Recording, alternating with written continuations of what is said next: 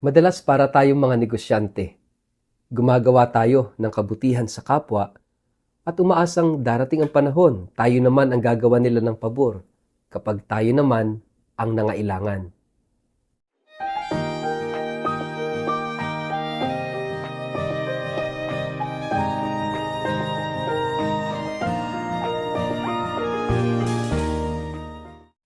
Ang mabuting balita ng Panginoon ayon kay San Lucas.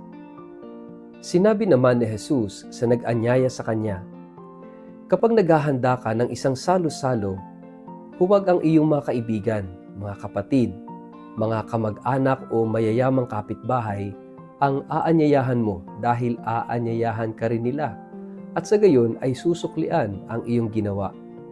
Subalit kapag ikaw ay maghahanda, anyayahan mo ang mga mahihirap, mga lumpo, mga pilay at mga bulag. Kapag ganito ang ginawa mo, pagpapalain ka dahil hindi man nila masuklian ang ginawa mo, ang Diyos ang magbibigay sa iyo ng gantimpala sa muling pagkabuhay ng mga matuwid." Ang mabuting balita ng Panginoon. Word of the day, hear what God has to say. Mapagpalang araw po sa inyong lahat. Kumusta po kayo? Ang ating pong word of the day ay return. Mga kapatid, ikaw ba'y nakikipagkaibigan? Ikaw ba'y gumagawa ng mabuti sa kapwa? Dahil iniisip mo at inaasahan mo na darating ang panahon ay ibabalik sa iyo ang pabor na ginawa mo sa kanila. Parang negosyante, di po ba? May investment. Nag-i-invest ka sa isang tao upang sa ganun pagdating ng panahon ay ibabalik, kumbaga yung tinatawag nating return of investment. Sa mga relationships ba, ikaw ay palaging naghahanap ng ROI, no? Well, tayo bilang tao, ganyan naman at madalas itong nangyayari sa atin. Gusto natin reciprocal palagi, di po ba? Kapag nagmahal ka, dapat minamahal ka rin pabalik. Kapag nagbigay ka, when you give, then you will also receive. Wala namang masama dun eh. Napakahalaga din ng reciprocal love kasi sabi nga ni St. John Paul II, no? Kapag ang pag-ibig ay hindi reciprocal o hindi reciprocated, baka yung isang tao ay hindi naman talaga tayo mahal at ginagamit na lang tayo. Kasi nga, ang opposite daw ng to love is to use. So, ibig sabihin, kapag hindi ka nagmamahal, nanggagamit ka lang. Kaya nga sa panahon natin ngayon, di ba, uso yung tinatawag nating gamitan. Gagamitin kita, pwede mo rin akong gamitin. Gamitin mo ako, pero gagamitin din kita. Maraming ganyan sa politika, sa negosyo, at minsan sa military, minsan nga sa simbahan, ganun din. Gamitan. Dahil ito'y sistema ng tao, no?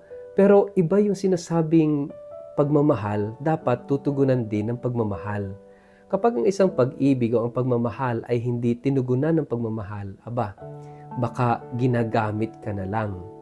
Kasi dapat ang pagmamahal tutugunan din ng pagmamahal. Kaya napakahalaga ng reciprocity. Napakahalaga ng reciprocal ang relationships. Pero hindi sa lahat ng pagkakataon. 'Di ba? Itinuturo sa atin yung tatlong klase ng pagmamahal, yung eros, yung philia at yung agape. Yung eros, ito yung pag-ibig na aangkinin na nagmamahal yung minamahal. Yung philia, ito yung reciprocal love. I love you and then you love me. So kinakailangan may reciprocity.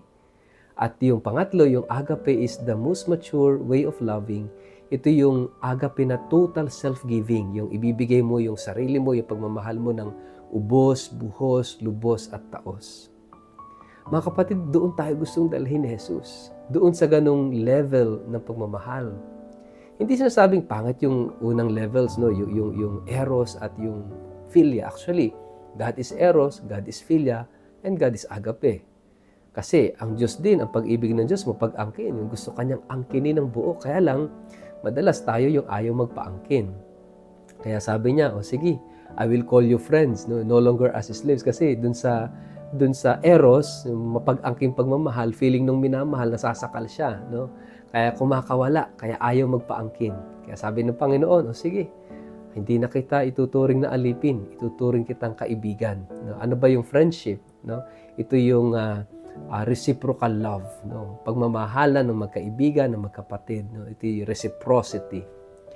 Pero dito sa ating gospel, sabi rito, kapag daw maghahanda ka, huwag yung mga kaibigan mo, kamag-anak mo, kapamilya mo, yung iimbitahan mo kasi ang tendency ay kamag-anak mo na sila o kaya kaibigan mo na sila. Kung baga ang tendency, aanyayahan ka rin nila. Yun yung reciprocity. Ito yung minahal mo pero siyempre mamahalin ka rin nila kasi mahal mo sila. So itong gospel na ito ay nag-aanyaya sa atin that we have to go beyond, no? Yung higitan pa natin to go an extra mile. Ibig sabihin, make a difference, no? Make a difference.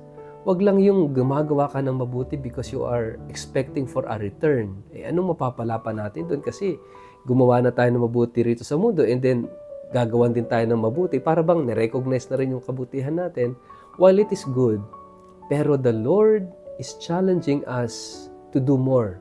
At ano yun? Doing more. Sabi niya sa gospel, anyayahan mo yung mga mahihirap, yung mga pila, yung mga lumpo, yung mga bulag, yung mga bingi, yung may mga kapansanan.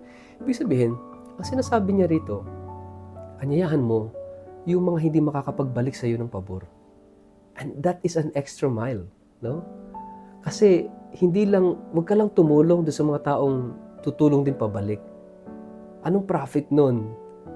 Ang hamon ng Panginoon is yung agape, yung bang magmahal ka, magbigay ka, tumulong ka, kahit doon sa mga tao, at lalo na doon sa mga taong hindi makakapagbalik nung ibinibigay mo. Halimbawa, konkretong example, hindi lang ito tumutukoy sa material na bagay, natutulong ka o kaya financially, materially, sa mga mahihirap na alam mo naman na hindi rin sila makakapagbalik. Hindi lang po doon, although kasama yon. Pero even yung pagpapatawad, kahit hindi tanggapin yung pagpapatawad mo, that is also an act of love. That's an agape. Yung pag-unawa mo sa kapwa, kahit yung kapwa mo hindi marunong umunawa sa iyo, pero ikaw umuunawa ka, that is also giving na hindi umaasa sa kapalit. Sabi nga ni Saint Ignatius of Loyola, di ba, yung sa dasal niya, to give and not to count the cost. Napakahalaga nun. At mga kapatid, ang tawag natin dito ay agape. Ito yung pagbubuhos ng sarili. Yung hindi paghahangad ng kapalit, kundi pagbibigay ng buong sarili ng ubos, buhos, lubos at taos. Kasi ganyan ang pag-ibig ng Diyos. Ganyan ang pag-ibig ni Jesus. Minahal niya tayo ng lubos, pero ano ang ibinabalik natin sa Kanya? He is not even expecting a return. Pero, para sa atin, we need to give a return to God. Not for God, but for us. Para tayo rin ay matutong magmahal. Kaya yung iniutos na ibigin mo ang Diyos na higit sa lahat, hindi dahil kailangan ng Diyos yung pag-ibig natin. Hindi necessary sa Diyos yung pag-ibig natin. Sa atin, necessary yun because we are created in the image of God and God is love. So, tinuturuan tayo ng Diyos na magmahal upang sa ganoon magkaroon ng realization yung ating buhay, yung ating pagkatao because we are created in the image of God. Again, hindi dahil kailangan ng Diyos na mamalimos ang Diyos ng pagmamahal natin. Of course not. Pero kinakailangan nating magmahal. Not for God, but for us. Kinakailangan nating magmahal ng kapwa, not for them, but for us. Kaya nga kapag nabigyan tayo ng pagkakataon na magmahal, na tumulong, na magmalasakit, na umunawa, na magpatawad, dapat tayo pa yung magpasalamat. Bakit? Kasi yung ginagawa natin na yon, na pagdamay, pagtulong, pagkalinga, pagmamahal, pagkakawang gawa, not actually for them. For us, tayo yung unang beneficiary ng ating pagtulong, ng ating pagmamalasakit, ng ating pagmamahal. Why? Kasi nilikha tayong wangis ng Diyos. Ang Diyos ay pag-ibig. Kaya kapag tayo nagmamahal, tayo nagiging ganap yung ating pagkatao. So ibig sabihin, tayo yung unang nakikinabang sa ating pagmamahal sa kapwa at sa Diyos. Tayo unang nakikinabang sa ating pagtulong, pagdamay sa kapwa. Kasi nagkakaroon tayo ng kaganapan sa ating sarili, sa ating pagkatao, sa ating buhay. Kaya nga mga kapatid, napakahalaga na itinuturo sa atin ng Panginoon ngayong araw na ito. And don't ever forget kung sino ka at ano ka. Kaya kapag gumagawa ka ng mabuti sa kapwa, of course, kung ibalik sa'yo, thank you. Pero kung hindi, mas thank you.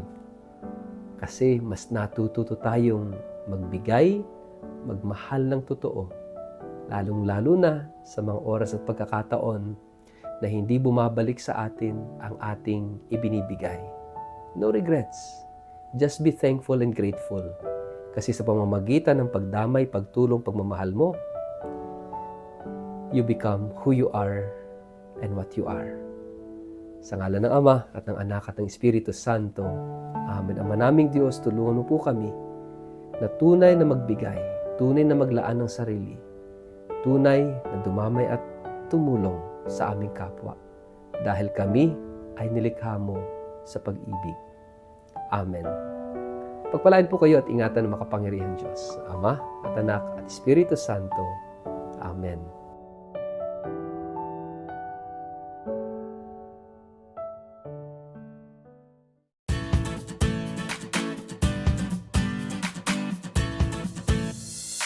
Para po kayo maging updated sa ating daily reflection ng Word of the Day at sa iba't iba pang mga gawaing pang-ebanghelisasyon, huwag niyo pong kakalimutan na mag-like, mag-follow at mag-subscribe sa ating pong Facebook page, YouTube channel at Word of the Day. Ganon din po, pakishare po ninyo sa inyong kapamilya, kamag-anak, mga kaibigan ang ating Word of the Day videos para kayo ay maging kamanggagawa namin at kasama sa ating media evangelization at online mission na ito sa pamamagitan ng pagbabahagi ng salita ng Diyos sa mundo ng social media. Kaya sana ho, kayo ay maging ka-mission partner ng Word of the Day. Maraming salamat po sa inyong patuloy na pagtangkilik at pagsuporta.